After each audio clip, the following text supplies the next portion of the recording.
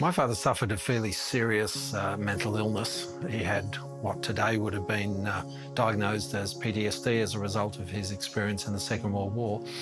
So our family revolved very much about my father's illness and what type of a day we had and what we did and what we didn't have, or what we did and didn't do, was very much determined by how Dad was feeling. So I guess we didn't feel that we were particularly important to my father. We had a very, I think, ambivalent relationship is probably the best way to describe it. My father could be very happy and he could be joking and cheerful, and the next minute there could be something flying across the room and the door slamming. We did all kinds of things to try to keep my father happy and so that he didn't explode. The father that people saw at church was very different than the father that we saw at home. And did that affect your relationship, I guess, or your view of God as a father in any way? I think it did. I think I had a very stern view of God, probably up until I left home and went to college.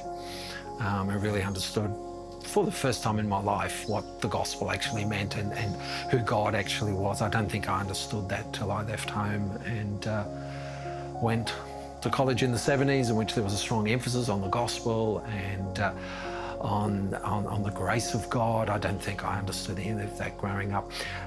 That I started actually to face what had happened in our family and the way that it affected me, and that's been an ongoing journey, which certainly did end up then eventually changing the way I view my father and the relationship that I have now with him, for example. He's now got dementia, and in a sense I'm his carer now. So from somebody that I feared to somebody now who's very dependent on me. So it's been really an interesting journey.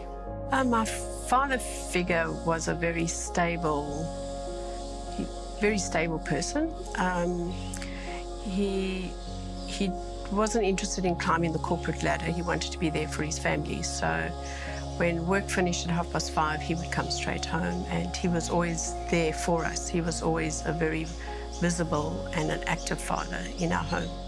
My mother was a stay-at-home mom, and so I grew up in a home where my family was united most of the time, and they were always there. They were always available for us. My father figure was a good starting point, and he was a good, consistent father, very fair. So he gave me a good grounding. I wanted to always be there for my children and be available, and I tried as much as possible to do that. At the time, I was married to somebody else, and he was a workaholic, so I kind of expected him to also be at home like my father was, because that's the role model that I had. And he did do that to a point. He was a pastor, so I did kind of expect to have a home, run my own, or bring up my children in the same way. I didn't have a real healthy model for parenting, and I think I kept trying to work it out as I was going. I didn't really have a model that was built on close emotional relationship, because I never had that with my father. I think looking back on it, I was actually in some ways quite lost, because I couldn't kind of go, oh, this is how you do fathering. Yeah, I think I would have more fun with my kids. I would plan more fun events. I would plan more adventures. I would try to be more present. I did some of that, but looking back, I wish I'd done a lot more, because ultimately the goals I may have achieved professionally, all the things that I did that others thought that I ought to do, are really nowhere near as important as time that I would have spent with the kids. So I wish we had made more memories. We certainly have some special memories, but I wish we had done more.